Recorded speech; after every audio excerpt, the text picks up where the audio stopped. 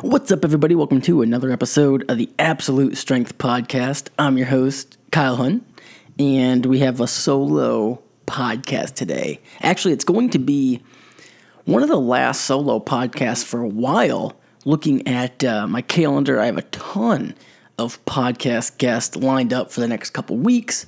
So we're going to have some rapid fire episodes. So make sure you're subscribed to the Absolute Strength Podcast on however you listen to it, because one, episodes are going to be coming out a lot more frequently in the next few weeks, just because I've lined up a bunch of guests, just how the schedule plays out. A lot of episodes in the coming weeks. Two, the second reason is we have some good guests coming up, so you don't want to miss these episodes. So if you are not subscribed on iTunes, Stitcher, Google Play, whatever, or however you listen to it, make sure you're subscribed. It seems obvious, but I don't think I mentioned that enough, and it's not as obvious as it is on something like YouTube to make sure you're subscribed. So I'm really excited, actually, with some of these guests. Some unique guests, too. I mean, definitely going to be talking a lot of powerlifting in the next couple weeks, but I also have some guests that are they would seem out, well, one in particular, which I'm not going to give away because it's not finalized yet, but one guest in particular, for all the former wrestlers out there, this is going to be a unique podcast. Like, shit, one of the most unique podcasts you've probably ever listened to, and you probably can't even think of the person who I'm working on getting this podcast with. And for everyone who's like, oh, here we go, Kyle's going to talk about wrestling again in a podcast, it's going to be such a cool episode that even if you never wrestled or have no interest in wrestling, you're probably going to really enjoy this one. So that's all I'm going to say. It's not finalized yet, but it's a very, very unique podcast that I'm hoping we can schedule and get the interview recorded. But today I have a few questions that were left over from the last Q&A, the one I did with Derek, that I couldn't get to. And honestly, I only picked out like 6 more questions because I want this to be a little bit quicker episode today. But these were 6 really good questions that I didn't want to not get answered. Because like I said, I'm not going to have a Q&A solo, Jesus, if I could talk, not going to have a solo podcast for a long time. So I didn't want whoever asked these questions to forget about them, and then the next time I ask for questions for a Q&A, it might be a month from now. So wanted to bang through these questions because I think they're good, think they're quality, think they're helpful. There is a slant to building muscle today. That's why I picked, not all 6 of these questions deal with building muscle, but a few of them do. That's why I kind of grouped them together and figured we would have a cool little building muscle episode today.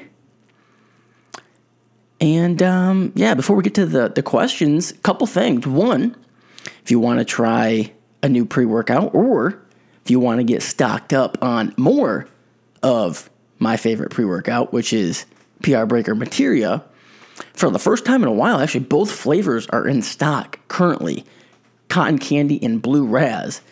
It's hard for me to even, I get asked a lot, like, what is my favorite flavor? And it kind of seems like a cop-out answer, but I think probably equal. I mean, if you made me decide, like a gun to my head, I'd probably say blue raz. But I struggle saying that just because I think just off the names alone, like blue raz is a more popular flavor just across the board for every company and pretty much every product, whether it's a supplement or not. Just blue raz is a very popular flavor. I mean, almost everybody likes blue raz. So if I say blue raz, it's like, oh, just everyone will probably just jump on that. And initially, because I think cotton candy was the first flavor, and I remember when Derek sent me some initially, like when it first came out, in my head, I'm like, oh, cotton candy flavor. Like, that's a unique flavor. Like, I don't know if I'm going to like it. Like, I don't really like cotton candy, like what it is. So I'm like, I don't know. We'll give it a shot. And then when I first tried it, I was like, oh shit, this is really, really good. Not what I was expecting at all. It resembles cotton candy, but it doesn't taste like cotton candy. But, because cotton candy is just this like sugary, weird tasting thing. But cotton candy, the flavored pre-workout is excellent, like so much better than regular cotton candy. So I would say, like I said, probably Blue Raz is still my favorite flavor by the thickness of a sheet of paper. But yeah, I definitely like both of those. So if you want to try some PR Breaker materia, check out the link in the show notes. And if you want to save some money, the discount code is HUNT10. If you want to support the show, save some money, and support yourself in getting some good workouts. We all need that caffeine. Big fan of caffeine, this guy right here. Big fan of it. In all forms. PR Breaker materia, coffee, shit, almost any other way caffeine can be administered, I would probably be a fan of it. So yeah. One other thing, if you are interested, I've been getting a lot of questions about this lately, probably because I don't mention it as much on the podcast, but yes, I mean, everyone knows I am a coach, and if you are interested in having me be your coach and working one-on-one with me, send me an email, kylehuntfitness@gmail.com. I don't always have openings to bring on new clients, but I say this as you should, if you're interested, just 100% shoot me an email, because if nothing else, we'll jump on a phone call or we'll send some emails back and forth, and I like to determine, like, hey, if I'm never going to turn away someone who I think is going to be a good fit. So if you think you would be a good fit to work with me, I mean, I'll never turn you away. I mean, unless I'm getting like way too many clients, but I do a really good job at managing it, especially at this point. In my career, I've been doing this 10 years. So I know a thing or two about the back end, which really, that's probably the one thing that most young coaches don't recognize, that there's a lot of back end work in running a business. Well, I think because probably initially not many people realize online coaching is a business and requires a lot more than just sending programs to people. Like, that's what it seems like. I'm just going to send a program to a person. I'm a coach now. There's a lot of back end stuff to make sure the business runs smoothly. And I'll be honest, when I first started, and I started really young, but probably like the first 4 or 5 years, I wasn't that good at it. Like, I didn't manage my time as well as I should have. I didn't manage all my clients as well as I should have. I was just thinking about that this week. I don't know why this week it like popped in my head, but just how much better I am at managing my time and managing my business and just doing all the little things to make sure I'm less stressed and everything runs smooth. Like right now, Hunt Fitness is a well-oiled machine. Like it runs so much smoother than it did 5-6 years ago. I don't even know how I managed to stay sane and keep things moving 6 years ago. But what's wild is I'm so much busier now than I was then, but I felt busier then than I do now. It's, the more you do, the more you can handle. I mean, time management and productivity and efficiency is a skill. It's a skill that you train, and you get better at it as you improve, or you do it longer. You improve as you do it longer. And the more you do, the more you schedule, the more you handle, the more you can handle. So I don't know how I got off on that tangent, but it's just interesting. And it's something that I think, I can't remember where I first heard this, but someone, probably multiple people, but if you want something done, you're better off asking the person that's busy than the person that's not. And you'd say, oh, that's kind of counterintuitive. Like if you need something from somebody, wouldn't it be better to ask somebody who's not very busy? Because the person who's busy has other things going on. Yeah, but the person that's busy and has other things going on probably can handle their time better, and they're probably going to do more. The person who doesn't have a lot of things going on, I've noticed this in all avenues of life. The person that's not very busy and not doing things, the person that's saying, oh, I'm bored, well, you're probably bored for a reason. It's because you're not taking action. You're not getting off the couch. You're not moving. You're not doing a lot of things. So if you're not very busy, you're probably not doing much, and you probably can't handle much right now. But that can change. I mean, yeah, that can 100% change. We're all very moldable. So if you're not doing a lot right now, whether it's fitness related, business related, life related, school related, That can change today. You can just start doing more. And sometimes you have to of course, it's a process. Like, you don't want to go from not doing much to filling your schedule from the time you wake up to the time you go to bed, because that's going to be a disaster. But over time, just add a little bit more to your plate. Add a little bit more, then you can handle more. And then, you're going to realize, oh shit, here I am doing way more than I thought I ever could, just little by little. Again, I don't know how I got off this tangent, but hey, if you're interested in coaching, KyleHuntFitness@gmail.com, or I just put a link in the show notes to my coaching page where you can take a look at it. And if nothing else, hey, we'll have a conversation and we'll see if we'll be a good fit. All right, let's get to the questions. All right, the first question. Hi, Kyle. I started lifting weights a couple years ago, but honestly, I just started making progress about 6 months ago when I bought your Absolute Strength program. Awesome. My question is, if I'm following your Absolute Strength program, what is the best way to go about my nutrition to make sure I continue gaining muscle and strength? My stats are, I am 6 foot tall and weigh 165 pounds. So, just off that last sentence, we weigh the same. And you're 6 foot tall and I am 5'4.5". Yes, I said a half. So, just going off that, you probably have some weight to gain here for your optimal, quote unquote, optimal strength. Like, there's no way at 6 foot tall you're going to be as strong as possible weighing 165 pounds. So let's just kind of get that out of the way right first. So gaining weight is going to be a big priority for you. All right, so we have to do some story time now.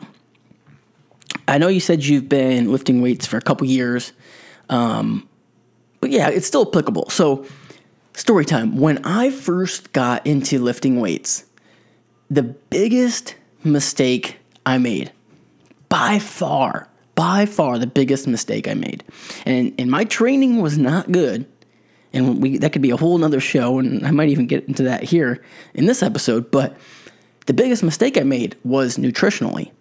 And if you would have asked me, if you would have sat me down and presented about, what I'm about to say, I would have said, you're wrong. You're wrong. That's not what I want to do. So let me explain. So to kind of give you a little context, I first got into lifting seriously, I think my freshman year of high school. I was tiny. I was wrestling 96 pounds. I was kind of going back and forth between 96 pounds and 103 pounds. So I was tiny kid, really, really small kid. Got into lifting to really just get stronger for wrestling. But then I started getting into the bodybuilding world, started reading the bodybuilding magazines, read the bodybuilding books, got really into the idea of building my physique, got really into aesthetics. I mean, like any high school kid, but I got really, really into aesthetics. And the sad thing is you have two sides of the coin here. You have one side of the coin when you really get into bodybuilding and aesthetics, and if you the one direction you can go in is get really obsessed with building muscle and size. And these people, or the people who decide to go in that direction, are going to be better off. If you, when you first get into lifting, if you, in your head, you're like, okay, and I'm saying regardless of what your body composition is when you start this, if you want to go down the path of, hey, I just want to get bigger, stronger, more muscular, I want to gain weight, I want to put on size. In the long term, that's going to be the better way to go. However, there is the other direction, and the other direction is, hey, when you get into lifting weights, bodybuilding, aesthetics, and building muscle and wanting to look good, but going down the direction of, but I want to have a six-pack at all times. I want to be shredded. I want to be lean. I want those aesthetics. That's the direction I went down. And I don't know really if it was the background in wanting to keep my body weight light for wrestling. I'm sure that played a part into it. Or it was just, hey, in my head, I knew I was a small kid. I'm probably never going to be that big. Like, I'm never going to be the biggest guy. So at least I want to be shredded. Like, I want to just kind of make my mark that way. So when I show up to the pool party, like, yeah, I'm not going to be like super muscular, but hey, at least I have a six-pack and I'm shredded. Like, that was going to be my thing. Now, the problem with that is is then you just start looking and researching and finding out ways to diet. Like that was like my nutrition throughout high school, when really I was first getting into lifting, the most prime years to build muscle and gain strength. I was so concerned with getting a six-pack that I almost never really even allowed myself to build muscle and gain strength. I mean, yes, of course, I responded to the training and I gained strength a lot faster and more productive than gaining muscle, because I didn't gain a ton of muscle, but I did get stronger. But to kind of give you an idea, is my diet when I was in high school was super strict. I mean, as strict as possible. And I don't know, I've just always been really disciplined. So, I mean, I should bring, I've mentioned this before. It's been a while. It's probably been like a year since I mentioned this, but it would be cool to bring my mom on the podcast and have her talk about me in high school, because I think some of the things like I say, it's hard for people to believe. They're like, oh, there's no way Kyle did that when he was 15 years old. But I used to wake up at 5 o'clock in the morning, maybe even earlier than that, make my meals for the day to pack to go to school, eat my breakfast, pack all my meals, take them in a cooler with me to school. Man, I was a loser. Go to the gym before school, go throughout school, and then after school was either go to wrestling practice, or if it wasn't wrestling season, sometimes I'd go back to the gym. Training way too much. The other thing too is I wasn't really training that hard. Now, I thought I was training hard, but what I did was mistake effort with productively hard training. And what I mean by that is it seemed like I was training hard, but really when you broke it down, I wasn't eating any calories. I was training at like 6 o'clock in the morning when I probably went to bed late. So I was training at 6 o'clock in the morning, super fatigued and tired, off no calories and little sleep. And then sometimes I would either go to like wrestling practice in the afternoon or back to the gym, where again, it was either my second workout of the day, which most of the time it was, and no calories hardly, and then no sleep. So it seemed like, oh man, I'm training so hard just because I'm so fatigued, but I wasn't really doing anything. I was doing like light bodybuilding workouts. So looking back at it, like no wonder I wasn't gaining any muscle. Like I wasn't eating anything, I wasn't sleeping, training like too much volume, but not enough productive volume. It was just a mess. It really was not very good. My diet back then was, I mean, it pretty much resembled like a bodybuilding contest prep diet year round. Like that's what I lived off from. It was, I mean, super lean proteins, low fat, and relatively low carb too. Like it would probably be my diet at that point, probably like between like my sophomore year to junior year of high school was, I mean, probably like egg whites in the morning with maybe, I think I used to do like egg white wraps. So I'd pretty much like buy like a whole wheat wrap, put a couple egg whites in there, and that'd be my breakfast. And then for lunch, I would probably have tuna and vegetables, like a can of tuna with like broccoli. Like that would be my lunch. And then probably after school, I'd have a protein shake. And then dinner, it would be, if my family say my family had chicken for dinner, I would have like just chicken and maybe a little bit of rice. Sometimes I'd have a little bit of rice for lunch too, depending on my carb intake. At the time, I was super dedicated to that and wanted to, I thought I was dialing in my nutrition by keeping my carbs low, but having, I knew that you needed them for energy, but I wouldn't have too much because I was worried about gaining any type of fat at all. I could not gain any fat. Had to stay super lean, so kept that really in control.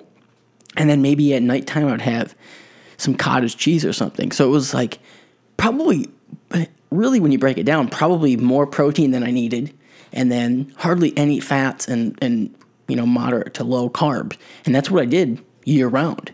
Just did not provide myself enough nutrition to gain muscle, probably not enough nutrition to, obviously not enough to perform well in the gym or in sports. But that's what I did. So what's the point in me telling this entire story?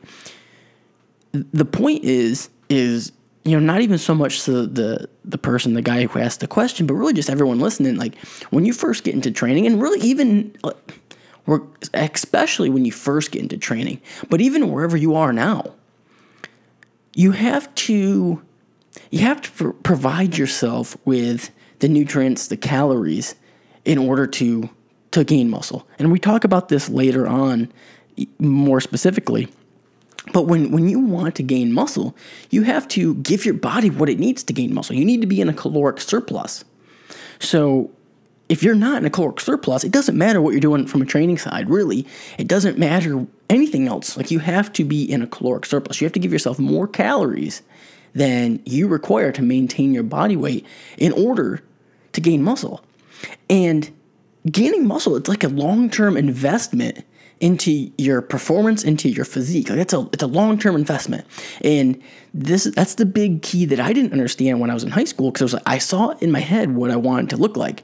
And in my head, of course, I saw somebody who had a lot more muscle than what I currently had. But what I also saw was somebody who was shredded. Like, obviously, I didn't want to be someone who was big and muscular but also carried a lot of body fat. Like, I wanted to have that six-pack shredded physique, but I saw myself having it ideally with a bunch more muscle. I just didn't understand that I wasn't going to be able to build all this muscle by not eating anything. I thought, yeah, I would just stay shredded, and then slowly, because I was eating protein or something and training and lifting weights, that I would just gain muscle slowly and slowly. And part of that was probably misinformation. Like, I was misinformed. I probably thought that, because a lot of the information I was getting was coming out of bodybuilding, and it was probably coming out of the drugged side of bodybuilding. I wasn't learning from the natural bodybuilders. Like, I didn't even know what natural bodybuilding was until probably like my senior year of high school, probably like 2009. So I'm talking like 2006 here, 2007. I was getting shit. My information was Flex magazine. So like, I just figured like, oh yeah, I'll probably just gain a bunch of muscle sometime. It's just going to happen eventually. Like, eventually I'm just going to look like, my biggest problem is going to be not looking like IFBB pro bodybuilders. Like, that's what I thought my biggest problem was going to be. As silly as that sounds, I remember thinking to myself, I'd be flipping through the magazines, and I'd be like, man, these guys, I want to look like this kind of, but I don't want to be that big. So I don't know, maybe like once I start getting that big, I might have to like tone it back a little bit. Shit, it's funny to think about. That'll be like the last problem anybody ever has is, I really want to be muscular, but I don't want to be as big as those IFBB pro bodybuilders. Like, so I don't know, like maybe I should dial back my training a little bit. Mind you, this is coming from someone who probably weighed 120 pounds. So yeah, the biggest problem most people are going to have is building muscle. And a lot of times people think that the weight loss side of it and losing the fat, because eventually, yeah, that's what you're going to want to do, because most people are going to want those aesthetics. But the hardest part is building the muscle. The hardest part is that investment. The dieting, that's like short-term gratification. That's like spending money. You know what I mean? Like, oh, I want to buy something. I want to buy stuff so then I have it. That's what dieting is. The hard part is earning the money, investing the money, putting in the time and effort it takes to then you can go buy something nice. The easy part is buying the thing. The hard part is working for the money. Building muscle is the investment. That's working for the money. That's working for it. Dieting is just, okay, now it's time to cash in. Now it's time. I've put in, I've saved a bunch of money, and now let's go buy something nice. You have to put in, you got to lay the groundwork first. So going back to the question, what's the best way to ensure that you are continuing to gain muscle and strength? You're 6 foot tall, 165 pounds. You have to put on size. You have to gain muscle. You have to gain weight. You're going to have to gain weight. Like, let's just get that out. Like I said, you're going to have to gain weight. So we're going to have to, you can, to get to the numbers here, this could be like a whole nother conversation, but let's just say this. You can use some type of formula you find online, or you can just do a simple calculation. Take your body weight. This is going for everybody. Take your body weight and then multiply that by, we'll say 18. just a number, at least 18. This will give you a starting point to gain muscle. It might be a little bit on the high side for some, maybe a little low for others. Everyone's going to need their own unique numbers. But the point I'm trying to make is you just got to start with a number. You just got to start with something, especially if you're not tracking your macros or you don't know exactly how many calories you're taking in right now. If you know exactly how many calories you're taking in right now and maintaining your body weight, well, that's perfect. That's the perfect scenario because then we have a lot of data to go off from, and then we know how many calories to add. We can pretty much just say, okay, if you're let's just say this guy right here who asked me this question, he's maintaining his body weight 165 on 2,500 calories. Okay, perfect. Now we know exactly where to start you at. We'll start you at 3,000, and let's just see how your body responds after a couple weeks. Because that's really all we need to do. We just need a starting point.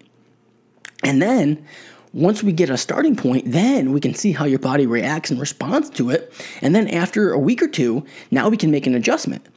Now we can say, oh, well, we bumped you up to 3,000 calories, and you didn't really gain all that much. So that the data that I'm getting back is we can add more calories in. Especially, it's not just the body weight adjustments, but it's how do you feel? Do you feel like you're having more energy? Are you starting to get hungry at night? Things like that. Like, okay, now I'm getting some feedback. Now we can adjust things moving forward. But it's really just, you don't ever want to get too caught up on your starting point. Like, don't stress over trying to find the right formula, the right anything, really. Just pick a starting point. I want to take that back. You do want to make sure you're making an educated as possible starting point.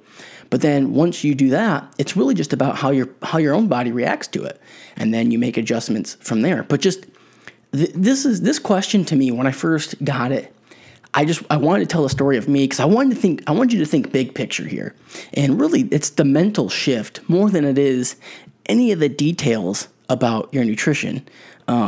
It's more than, how many grams of protein you're taking in. It's more than how many calories you're taking in. And that's very, very important. And those are probably the two most important things nutritionally, like making sure you're in a caloric surplus and making sure you're eating enough protein. That's very, very important. Very, very important. But what's even more important than that is the mindset shift. The mindset shift that, hey, in order to build muscle, gain strength, I'm going to have to gain weight. And with that, I'm probably going to have to gain a little bit of fat. And that's okay. Just continue to build muscle, gain strength. You will gain a little bit of fat. But as long as you know what you're doing, you can manage it. It's not like you're going to start gaining weight and then all of a sudden you're just going to gain like 10% body fat like overnight. Like you're going to see trends. And if you're gaining weight too aggressively, you can always reduce your calories a little bit and still stay within the surplus. Another important point here is you don't need a crazy surplus in order to make progress, gain muscle, and gain strength. In fact, really, there's not a ton of difference in muscle gained between a moderate surplus and a huge surplus. So you see some people where they're like, oh man, I'm eating like 10,000 calories a day, and they're just gaining a ton of size, a bunch of weight, and they think that, oh, I'm just like gaining all this more muscle. Well, you're probably not gaining all that much more lean tissue than somebody who's eaten, a moderately sized surplus, whatever that number may be for them.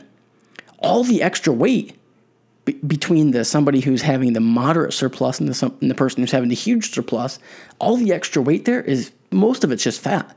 So the point here is you don't need to be in a huge caloric surplus. You just need to create a small to moderate size surplus and then just stay there for a long time. Spend a lot of time. You got to be patient because, again, once you get into that caloric surplus, if you have that mindset of you want to be lean, which probably a lot of people who are struggling to gain weight probably have, it's going to be very enticing to, after you've gained weight for a couple months, say 8 weeks, you dedicated yourself to 8 weeks, did 2 full months of eating in a surplus. At that point, it's going to be very enticing. You say, okay, it's time to cut. It's time to cut now. I've gained 3 pounds, gained 8 pounds. It's time to diet back down. And that's the biggest mistake you can make. You have to keep investing, spend a lot of time in a caloric surplus, a lot of time. Keep investing, keep gaining, Keep gaining strength. Can you do some periodically, after you've done it for 4 months, 5 months, say, okay, I'm going to do like a mini cut here. Yeah, you can do that. I mean, initially, that's probably not even something you want to consider, and it's probably just counterintuitive. Even if it might be beneficial, like from the mindset standpoint, your mindset should just be, I'm just worrying about gaining muscle, gaining size. And then once you do that for a considerable amount of time, put in a lot of progress on that end, spent a lot of time in a surplus, then you can say, okay, now I can spend something. Now let me do a little cut and see how my physique has changed.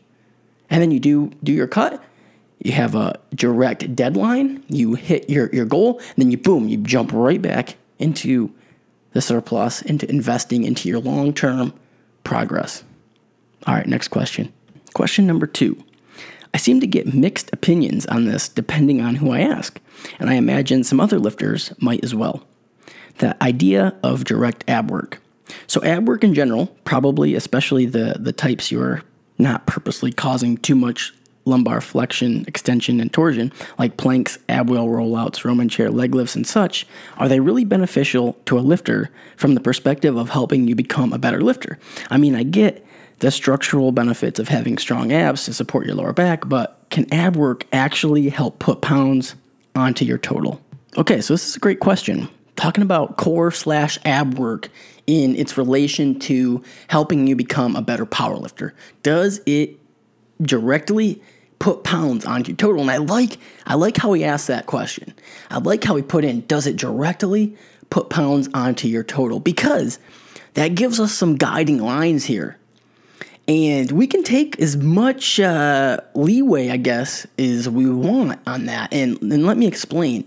And when I read that, I'm like, okay, does it directly put pounds onto your total? Well, do I want to be a hard ass in answering this question, or do I want to take a more balanced approach? And so the hard ass hard line here is, well, all right, well, let's talk about this a little bit. Does it directly put pounds onto your total? Well, what does directly put pounds onto your total?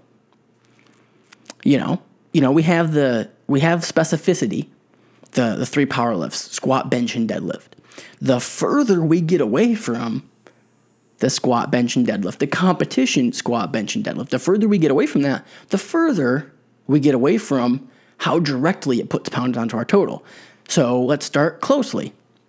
All right, let's talk about like paused variations. So you have a squat, you have a pause squat. Does that help you directly put pounds onto your total? Yeah, I would say it probably does. It's probably, very beneficial to your squat. Let's talk about, you have a pause deadlift, same thing applies. Let's talk about like changes of grip. So a close grip bench, a closer grip bench than your competition bench. Does that help put pounds onto your total? Yeah, it probably does. Okay, those are pretty straightforward. Let's change the movement pattern. Okay, what about overhead press? I've talked about this. It seems like the overhead press comes up a lot on this show. Maybe like the last, 2 out of the last 3 episodes or something I've talked about the overhead press and how the overhead press really, I don't think it's really helped my bench press at all. Like I don't think I've got really hardly any benefit from an overhead press to my bench press. Now I still do overhead press occasionally because shoulder strength, overhead pressing strength, front deltoid strength is important into the bench press, horizontal bench pressing movement pattern. It is important to that. So for that and for just to have overall general balance to work that movement pattern, the overhead pressing, the vertical pressing movement pattern, I'll do some overhead pressing. I'll do some dumbbell overhead pressing. I'll do some handstand push-ups, things like that. But if you held me down and said, hey, Kyle, you can never do overhead pressing again, whether it's dumbbell, body weight, barbell, overhead pressing, you can never do it again. There, I'm going to ruin your bench press. I'd say, nah, bro, we're good. It's not going to affect it at all. But some other people swear by it. It's like, oh yeah, the overhead press definitely helps. And for some, I assume it probably does. Is it very specific? Is it very directly related to the bench press? Well, that's debatable, and it's not really that specific. What about a leg extension? Okay, so we're working our quads. We are getting some isolation quad work in. Does it add pounds to our squat? Well, I mean, it's tough to say. It's not very specific to the squat, but if you're already doing a lot of squat volume and you're squatting and deadlifting quite frequently and your lower back is taking quite a bit of a beating from that, and you are like, man, I want to get a little bit more quad work in, but I can't do any more squats or squat variations or unilateral leg work because my lower back is just, from an overall fatigue management standpoint, it just wouldn't make sense. Then you add in some leg extensions. Leg extensions help strengthen your quads, maybe add a little bit of muscle to your quads, and then indirectly add weight to your squat? Yeah, I think you could, but a leg extension is quite far removed from a squat movement pattern. What about a dumbbell curl or a barbell curl or any curl? What about curls? Most powerlifting programs have curls. The biceps, it's kind of an argument like how much biceps benefit a powerlifter, how much strengthening your biceps might help you or might help prevent bicep injuries, whether that's just tendon injuries or from deadlifting or etc. Having a little bit of elbow flexion work in can be beneficial from an injury prevention standpoint. Having bigger biceps can help from a biomechanical standpoint on a bench press. Like a lot of bench pressers, a lot of big bench pressers have big forearms and big biceps. And when you think about it, when just everyone right now do the bench press movement pattern and watch how your forearm connects with your bicep. If you have a bigger forearm and a bigger bicep, those connect and hit and create better leverage. So just from that alone, it's kind of like if you have big hamstrings and you do a squat, like your hamstrings and your calves are going to connect at some point. So it kind of gives you a launching pad. The same thing can happen with a bench press. Your biceps have they work a little bit in stabilizing, I think on the eccentric part of the bench press. But with all this being said, all right, so we add in some dumbbell hammer curls. Is dumbbell hammer curls adding weight to your bench press? I don't know, it's hard to say. Probably not. Like you could take out curls and you're probably not going to get your bench press affected at all. So I wanted to say that just because it's important when we transfer this conversation over to direct core work or ab work, which again, I should probably emphasize that core work is different than ab work. So when you think of abs, you're thinking your frontal core, your anterior core, what the six pack looks like, those abdominal muscles. But when we say core, we're talking about your abdominals, your obliques, and your lower back. Really, your core is your entire torso. So just kind of putting that out there right off the bat here. So the important thing that I want to say just right off the bat, just kind of before we get into this discussion, is when we say, does it directly impact your total, you got to understand, like any type of core work is going to be quite far removed from the big three. So can you never do it and still hit a big total? Yes, of course. Yeah. I mean, there's a lot of powerlifters that don't really do any direct core work and are super strong. Can you not do it and then do it and see a benefit? I'm sure you could. I'm sure you could see a benefit, but I'm sure you could see a benefit to almost anything. Improving any muscle and strengthening any muscle in your body can probably somehow directly or indirectly help improve your total, whether that's just indirectly and just, helps you, for core, it would be creating more stability. So then maybe your workouts become a little bit more productive. But my answer here is I don't think core work really adds a ton of benefit to your powerlifting training. Like I don't really think it's going to. Like let's say you've never done core work at all. I'm just saying, generally speaking, most people say they're powerlifting, they don't do any direct core work. They add direct core work in, you're not going to see much. Probably nothing. You're probably going to see 0 pounds added to your total. If the only thing that changes is you added in a little bit of core work, you're probably not going to see any benefit. But when we're taking a hard line here, You could say that for most exercises that aren't the big three and the close variations. You're gonna be anything that's not directly related to the big three. The further we get away from that, you could say that for curls. Like, you could add in curls and you're probably not going to see any benefit. So does that mean you should never do curls? No, it doesn't mean that.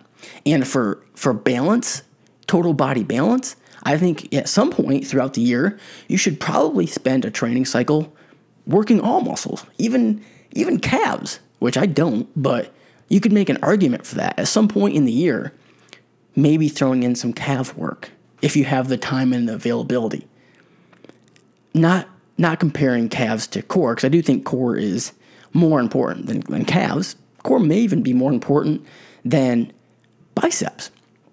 Now, the other thing I want to talk about is some people, some coaches will make the statement that your core is getting worked through the big compound movements, squats and deadlifts specifically, enough that makes it so you don't have to do any type of direct ab or core work.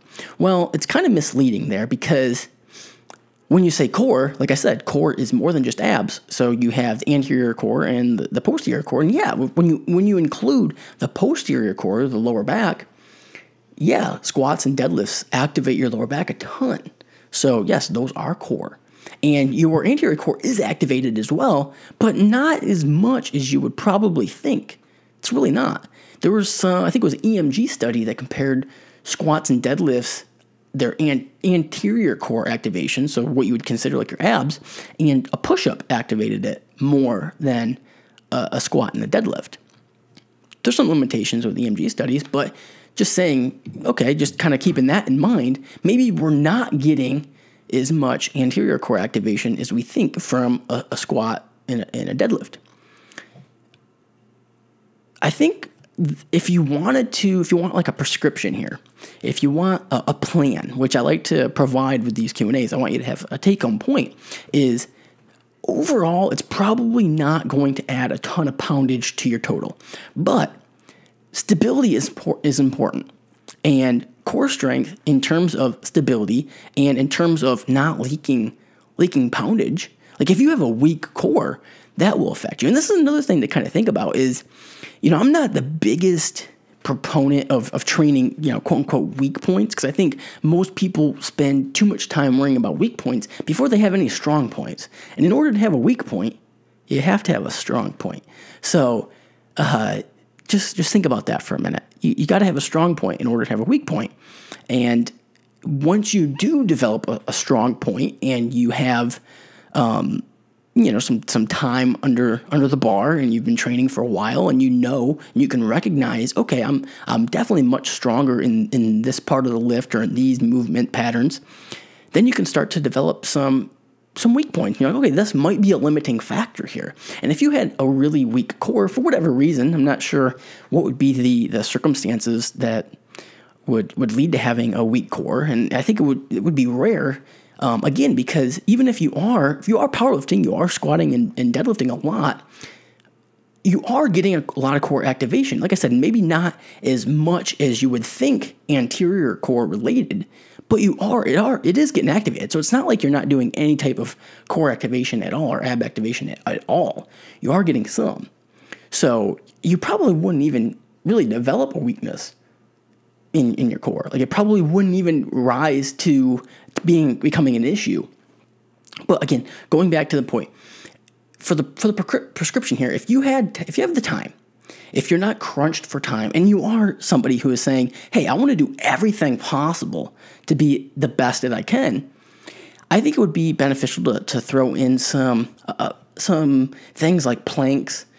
I'm a big fan of the ab wheel, the ab rollouts. I really like those. I like hanging leg raises. Those are a good movement. You also, if you're doing a hanging leg raise where you're hanging on to the bar, you get some grip work too. I like anti-rotation movements, so something like a cable or a band pal-off press. Those are the big ones that I throw in. Big on the ab wheel, just because I think the stability that helps create is very transferable, about as transferable as possible for any quote unquote ab exercises we can do. I like the hanging leg raise because you're getting some grip work with hanging in, and I also like the idea of being able to have the mobility there to do a hanging leg raise.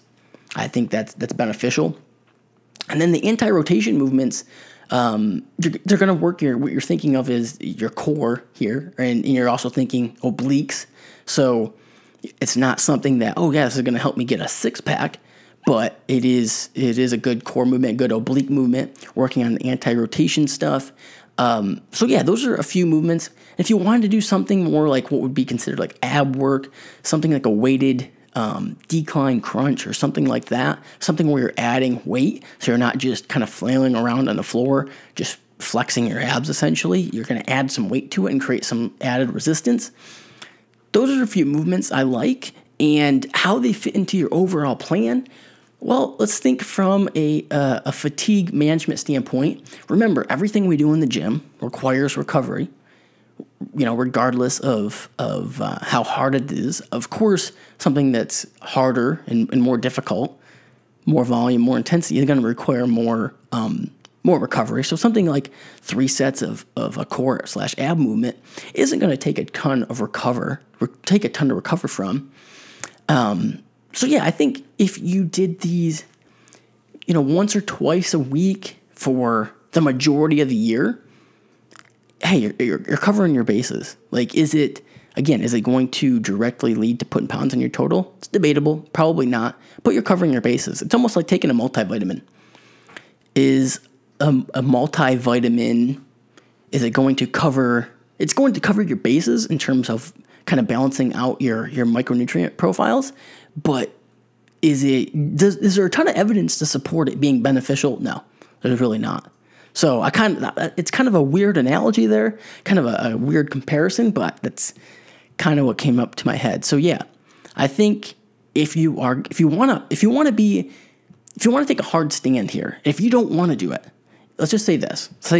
If you don't want to do any core work, you don't have the time, you don't enjoy it, you are limited on how much time you're able to spend in the gym, and you don't want to do it, I can't make a very strong argument that says that you have to do it year round.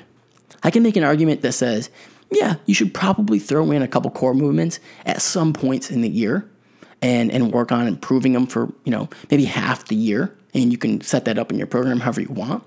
But if you're somebody who wants to do them, enjoys it, even if it's just a mental thing, like, I like to work my core because when I just feel like I'm going to have a six-pack, then I feel like I'm going to look better, and you feel like it helps your training a lot, I can't make a strong argument that says you shouldn't do that.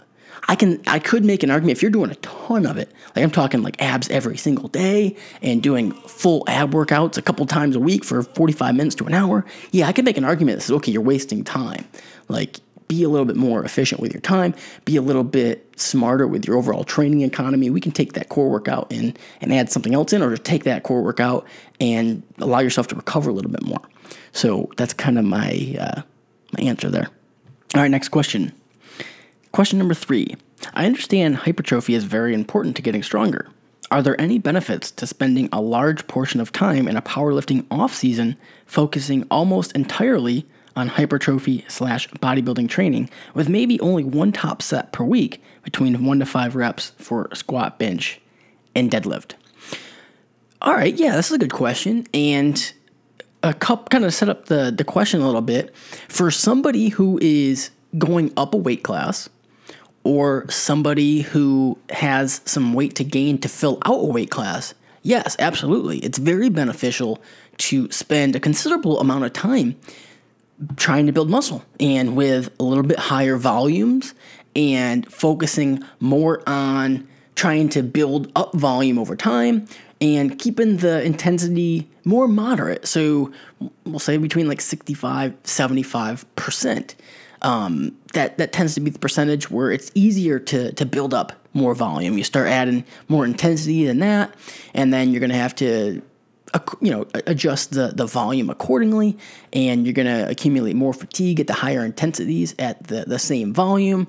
So just making all things equal here, if you go a little bit lighter, 65-75%, you can build up volume, and that works better for a bodybuilding / hypertrophy program. And also you can add more exercise variations in, etc. And the benefit is, if you do have size to gain, weight to gain, you really should dedicate a considerable amount of time to building muscle. And when I say this is, I think one area where people get this wrong is they say, okay, I just did a meet, or I just finished up my powerlifting competitive season.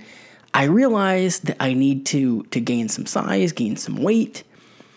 I want to go up a weight class, or I'm just light for my weight class. Let me add some bodybuilding in.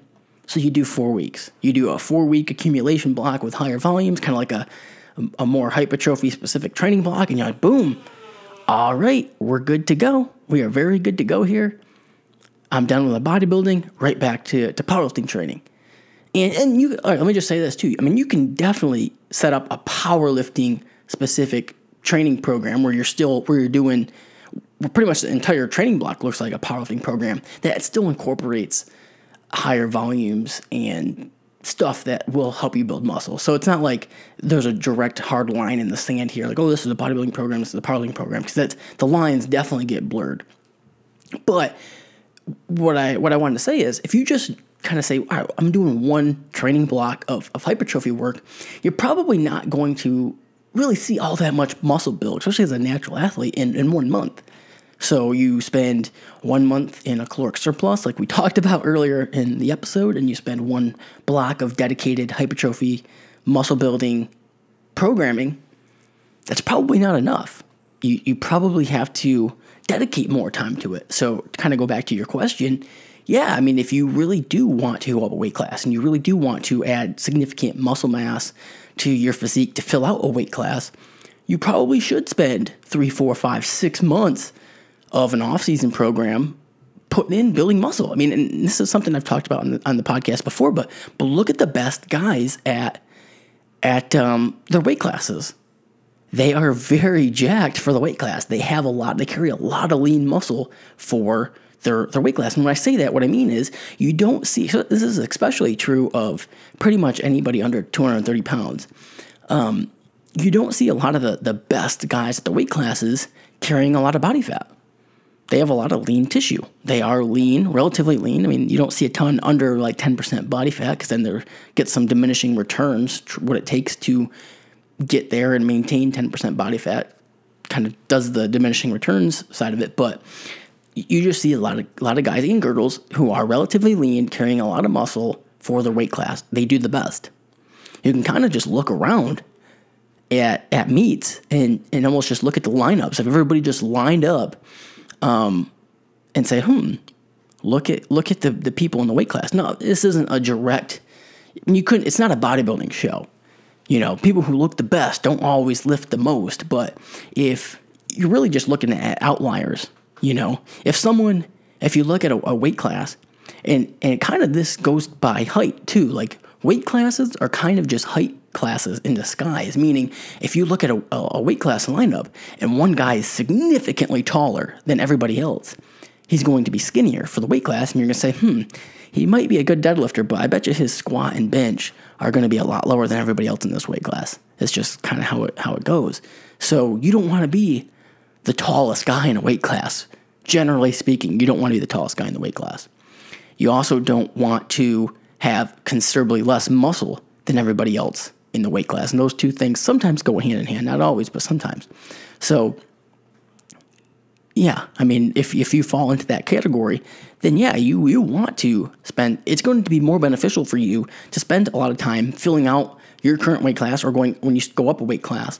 And it's a long-term process too. And you might not even be able to, especially if you're going up a weight class, it might not be one season to do it all. You might not be able to do it all in one season.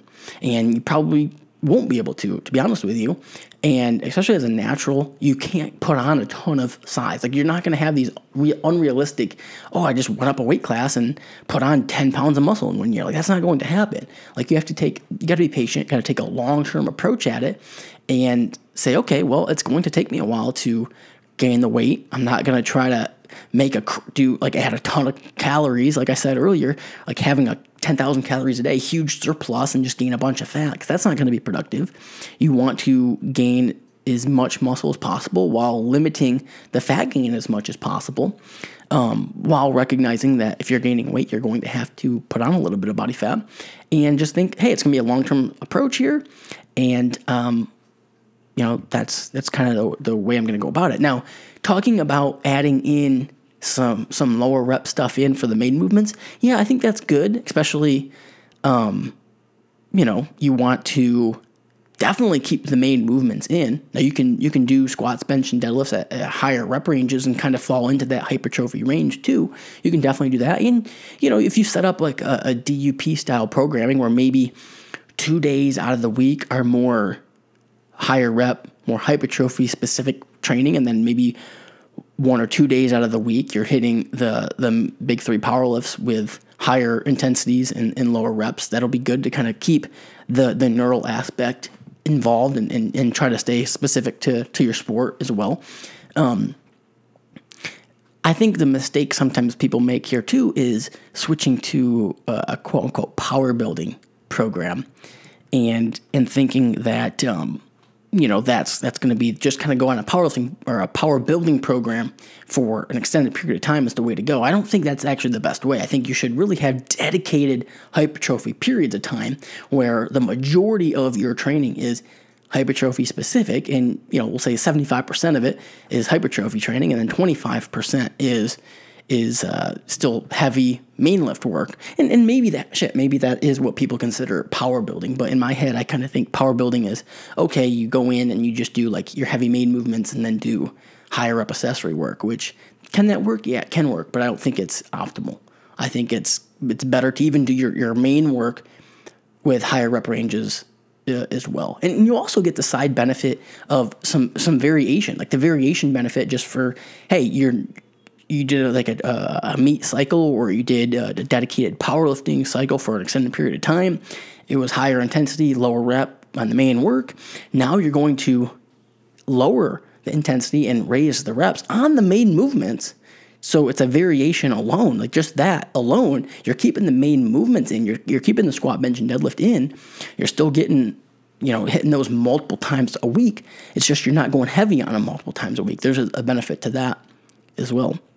All right, I think I answered that one pretty good. You know what's funny? It doesn't really matter how many questions I have. I pretty much just expand the amount of time I want to do or I have for a podcast. Like, I could probably pick 2 questions and it'll end up being an hour. Or I can do 13 questions and it'll be an hour. So yeah, I wanted to make this one a little bit shorter. So I'm gonna bang out the next few questions a little bit quicker. But all right, question number 4. What are the best foods to eat if you struggle to take in enough calories? Keep in mind, I'm a college kid with limited funds. Okay, so you struggle to take in enough calories. This is what would be a classically considered a hard gainer. I know I've talked about this before. I'm not huge on body types per se, but if you're someone who struggles to get in enough calories, you're just not a big eater for whatever reason, what to do? Well, the first thing I'm going to say is liquid calories will be your best friend. So if you are struggling to get in enough calories to get yourself into a surplus to gain muscle, well, all right, first, right off the bat, I think the first thing we should say is, all right, let's recognize how many calories you're actually eating. Because sometimes people will say, oh man, I am eating so many calories. I'm eating all day long and I just can't gain any size and I can't eat anymore because I'm full. Well, then when you actually look at it, it's like, okay, well, dude, you're eating like 2,000 calories a day. Like, you're not really eating that much. What's going on here? But then sometimes you're like, oh man, I'm not eating that much. I don't want to eat that much, but I'm gaining weight. And then you look at it, and it's like, oh shoot, we're actually eating like 3,000 calories a day here. We need to be at like 2,500. You know what I mean? So this is the argument for tracking your macros, at least for a little bit of time, just so you know where you're at. Just so you know where you're at. We have to, nutrition's just a game of numbers. We have to figure out where you're at, because saying general things like, oh, I'm eating a lot or I'm eating more, that can work, but if it's not accurate, we don't really know. We don't really have numbers here. So it's like going into the gym and just, you're not tracking how much weight you put on the bar. You're just saying, oh, I'm going to lift heavy. Well, yeah, that might work for like a week or two, but then you're going to hit a sticking point, and then if you don't have the numbers to go off from, you're not using percentages or RPE scale or whatever, just going heavy. That's why you see guys going to the gym, they make no progress, and they just like work up to a heavy single for the day. And it like stays the same for like 6 years. That's because they don't have a program in place to build in progression over time so you get better. Same thing happens in nutrition. If you don't have a system in place to set yourself up to make progress, you probably won't. And that goes for building muscle and losing fat. So first off, let's just figure out the numbers. Figure out where you need to be to put yourself in a surplus first. So we have a goal. We have to have a number in mind to get you at. If it's just open-ended, it's not going to work. We have to have a number in mind. So figure that out. And then if you still struggle to hit that number, like I said, liquid calories will be your friend. Whey protein is your friend. It's a great way to get protein in easily. And this is probably the biggest issue people have is like, oh man, like I can eat the calories, like I can get the carbs, the fats in, like that's no problem, but I can't get those in while hitting protein intake. Yeah, I get it. It's, especially somebody who hasn't grown up in kind of like the fitness or the bodybuilding world. Like I said in the beginning, when I told my story, like that's all shit. Protein was like all I ate when I first got into lifting. So like protein's it's just always been a ingrained habit into me. But if that's not something that has become an ingrained habit, it can be hard for people to hit their protein intake. So whey protein's a huge benefit. And just making like your homemade weight gain shake is very easy. Like throw in a scoop of protein, throw in some milk, whether 1%, 2% whole milk, whatever, throw that in, throw in some peanut butter, throw in some oatmeal, throw in some frozen fruits. Boom. Like you can make like 1,000, 1,500 calorie shake. Boom. Have that in the morning. Now you're starting out at like 1,500 calories right off the bat. Relatively easy. It will taste good, nutritionally dense. Boom. Easy. Next thing, like rice. That honestly, this is going back to like stand efforting, like it's vertical diet, and it is what it is. But the reason like rice is a huge component of the diets that they have, Thor and Brian Shaw on, is because those guys eat like 10,000 calories a day, and they need a way to get in a ton of carbs. So they have rice, white rice. It's very easy to eat a ton of white rice. It's not going to fill you up that much. Boom. Now you're going to get a ton of calories. Rice is a cheap food that if you are struggling to get into a lot of calories, boom, just start pounding cups of rice at each meal, or at least a couple times a day. Chicken's cheap. Like you can just cook up a bunch of chicken. Actually, last night, I bought chicken earlier in this week, and it was like, I don't know, I've had a really busy week, so I forgot to cook it. And it was last night, and I was like, oh shit, like I really need to cook this. It turns out when I looked at the sell by date, I still had like a few days, so we're good. But I don't know, whenever I buy chicken, I like to cook it within like 2 days. So anyway, it was like last night at 10 o'clock at night, and I'm like, shit, I didn't make that chicken I was supposed to make today. So I just threw it in the crock pot on low, left it overnight, threw some seasonings in there, woke up this morning, said, oh, it's all cooked, nice and tender and all shredded. Took it out of the crock pot, put it into a big glass container, threw it in the fridge. Now I have lunch for like the next 3-4 days. Like, boom, easy. Didn't even have to do anything to it except for put it into the crock pot with a little bit of seasoning. Boom, good to go. And you buy a whole pack of chicken for what? Chicken's normally $1.99 a pound at most places. You can get it on sale for a little bit cheaper sometimes. $10 at most for a big ass pack of chicken. Another thing I like is just the canned chicken too. You can get canned chicken just like a tuna can, but it comes in a little bit bigger can. It's relatively inexpensive too, about $1.50 to $2 a can, and that can be a meal. Throw that with some rice, add like some almonds or something, or even add some butter to the rice with the chicken. Now you got some carbs, protein, fats in there.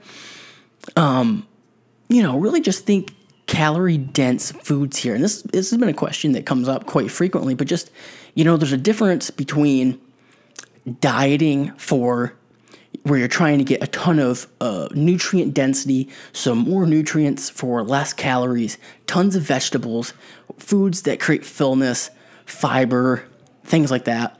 When you're dieting, all those quote-unquote healthy foods, all those foods that are what help you stay in a caloric deficit, those are quality foods. Okay, you have that, but when you're trying to gain weight, sometimes you got to forget about that. You got to say, okay, well, I'm struggling to get my calories. Maybe I shouldn't start each meal with a huge-ass salad. If you're dieting, that's a great idea.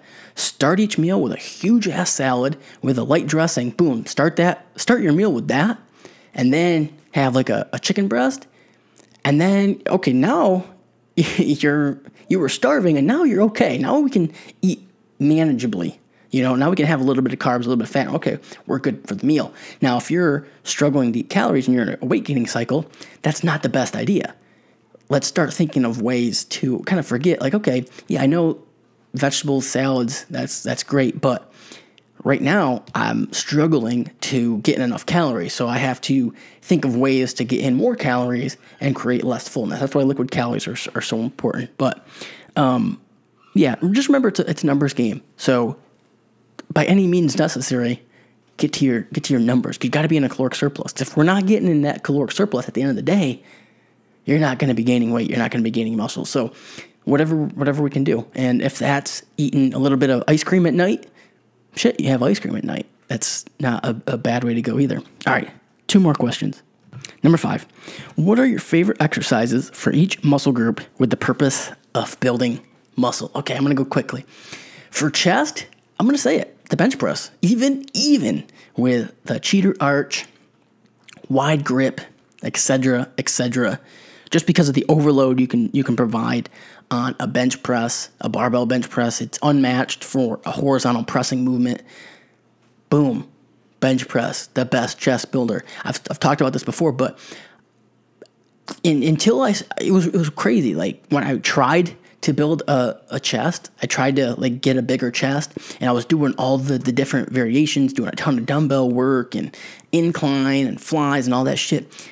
Chest didn't grow. When I started powerlifting and just saying, I'm just going to bench all the time to improve my bench, my chest grew. So for me, and that's not, of course, I've worked with over 1,000 clients and not everybody responds amazing to the bench press.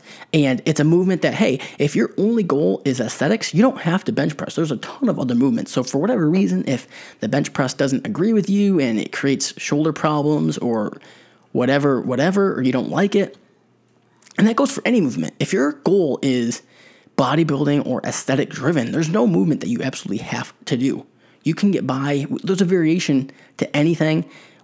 We're thinking more movement patterns than we're thinking movements per se.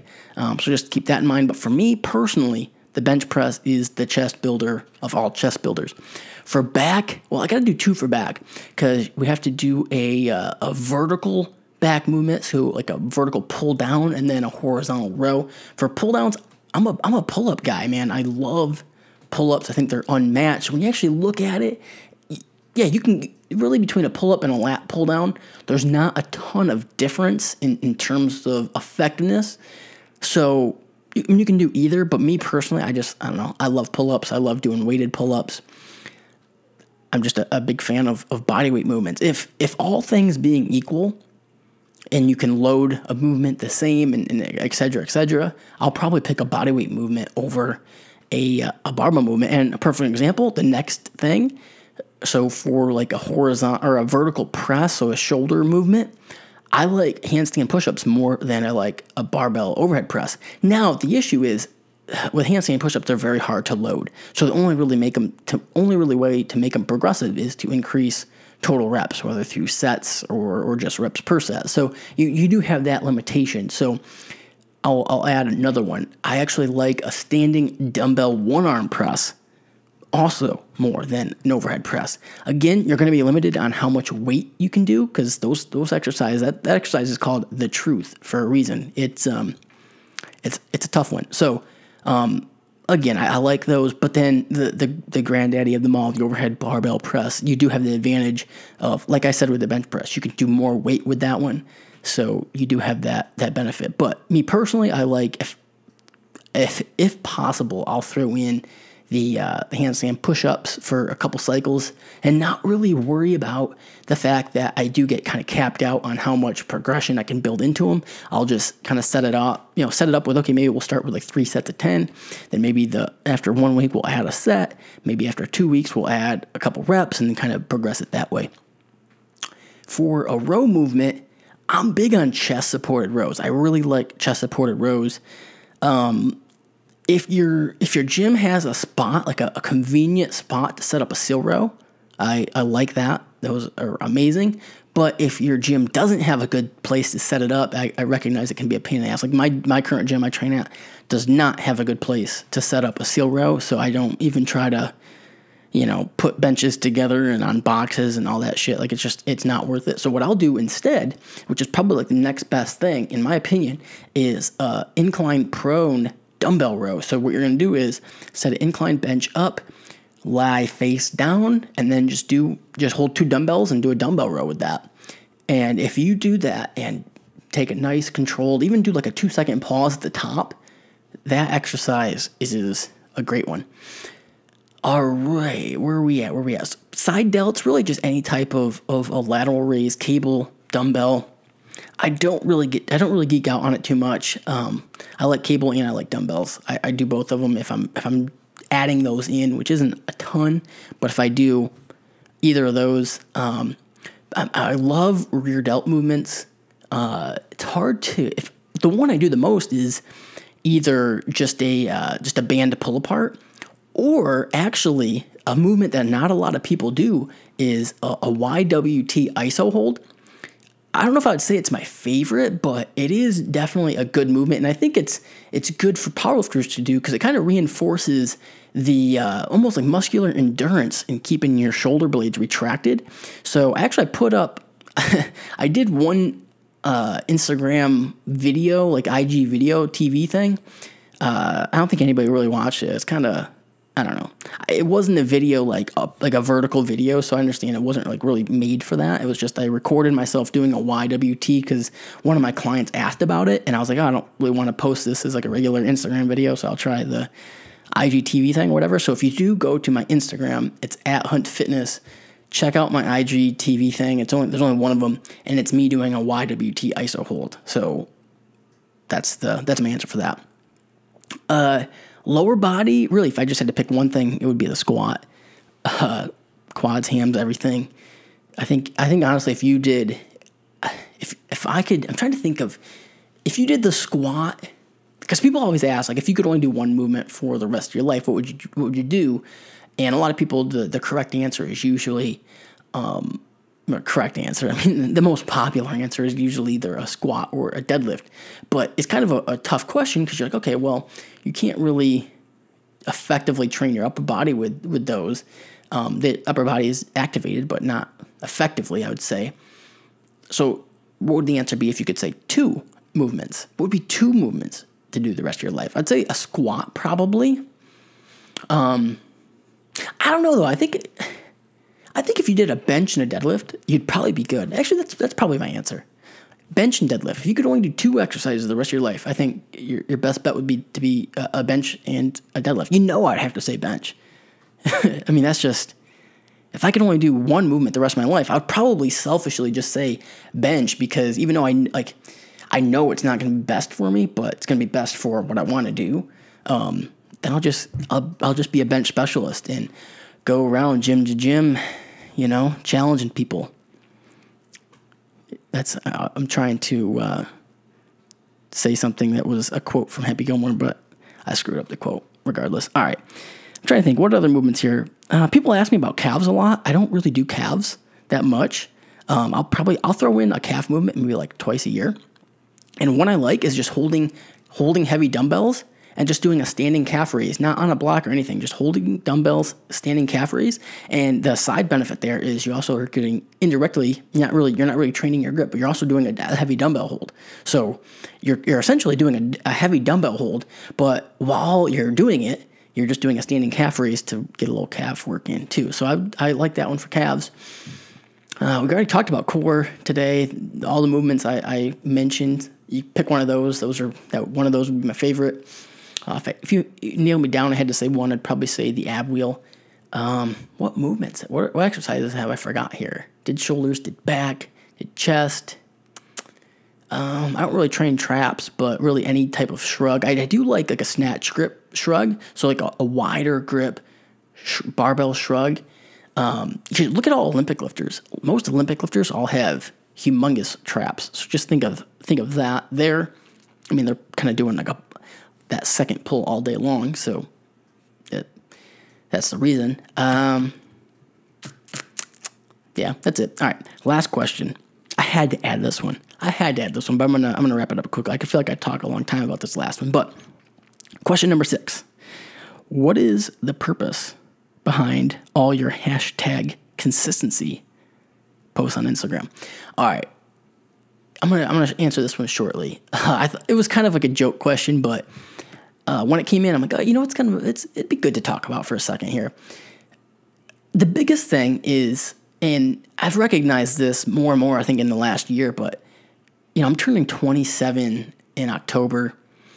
I've been training, consistently since I was like 13. I've just been in the fitness game for a long time. I started my business in the fitness industry at 17 years old. So this year is significant that it will be 10 years in the fitness industry, which seems crazy to me. And working with a ton of people, ton of clients, looking at my own progress over the years, really, and both from a personal development standpoint, from a physique standpoint, from a strength standpoint, from a business standpoint, when you look at everything, and you look at other people too, yourself and others, look at my clients, really, it's just all about consistency. I mean, really, like it kind of seems funny at this point, but it's just consistency. Like there's no one day or one huge monumental effort that is responsible for your success. It's just those little tiny efforts every single day. Those easy things you do every single day, they just stack up, they add up. It's those daily habits over time that lead to big achievements. Any big achievement is really just, it's not the achievement, it's just the daily consistency. That's what you should be impressed with. Like, don't be impressed with the huge lift, the huge total, the awesome physique, the huge business. Like that, yeah, that's cool, that's awesome. That's the end result. That's like the baby. But what happened in the process leading up to that is what was impressive.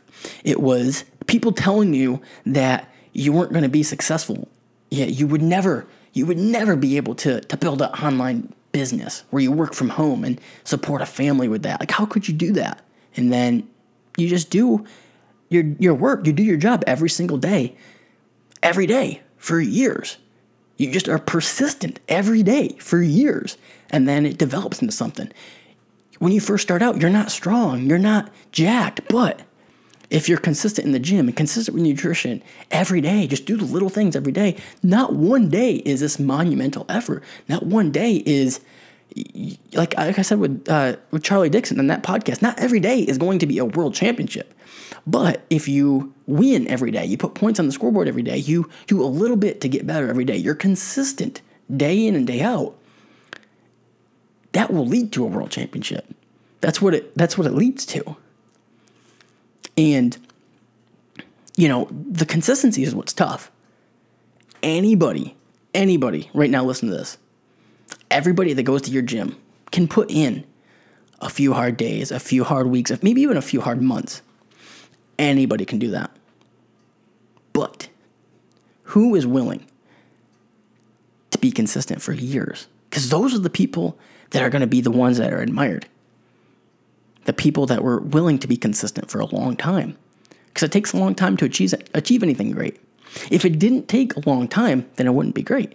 Because then there'd be more people doing it. If it only took, if you could win the Mr. Olympia in 6 weeks, and that's the only thing you had to do is you could start from day one, and I'm saying you could take all the drugs in the world and just train hard and diet for 6 weeks. Shit, it wouldn't be, and you could look like that, then it really wouldn't be much of an achievement.